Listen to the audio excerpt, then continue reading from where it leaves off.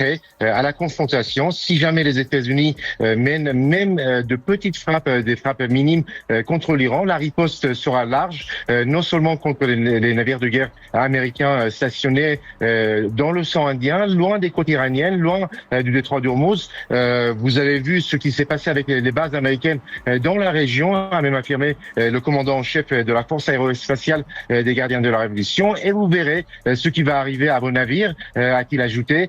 Donc le ton est de plus en plus dur. En plus de cela, l'Iran menace de frapper durement les monarchies arabes du Golfe Persique qui sont accusées d'avoir participé directement à la guerre contre l'Iran. Toutes les installations pétrolières, gazières et pétrochimiques des monarchies arabes seront détruites le premier jour juste après d'éventuelles frappes américaines. Les États-Unis peuvent relancer une campagne de frappe, ils ne pourront pas le faire très longtemps. C'est-à-dire que les frappes qu'ils ont déjà menées ont largement entamé les stocks de munitions qu'ils ont.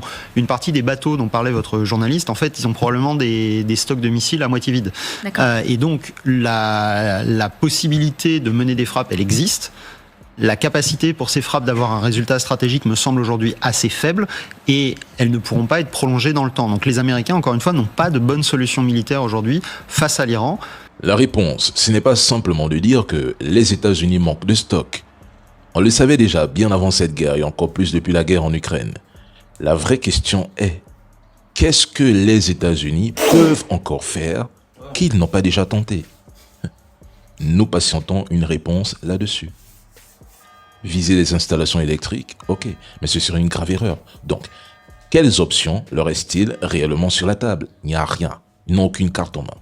Les objectifs de guerre formulés par Netanyahou et Trump ont échoué. Éliminer la direction iranienne afin de provoquer un soulèvement populaire qui installerait à Téhéran un gouvernement pro-Washington a échoué. Limiter le programme de missiles balistiques iraniens emporté comme en quantité, je suis désolé, mais c'est un échec flagrant, un échec également. Dès le départ, il était évident qu'une telle concession était impossible pour Téhéran. L'Iran sait parfaitement qu'accepter des restrictions sur ses capacités balistiques reviendrait à signer sa propre condamnation stratégique. En un mot, ce sonnerait la fin de ce gouvernement. Un autre objectif américano-entité consistait à mettre fin au financement et au soutien des alliés régionaux de l'Iran. Là encore, c'est un échec, parce que pour Téhéran, le Hezbollah, les Houthis ainsi que les milices représentent l'axe de la résistance face à l'hégémonie américaine et son proxy dans la région. Cet ensemble constitue le cœur même de sa doctrine de défense et de dissuasion.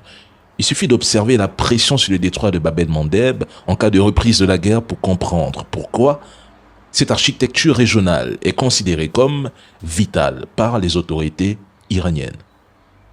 Il voulait également comme objectif démanteler le programme nucléaire iranien. Mais ils ont échoué.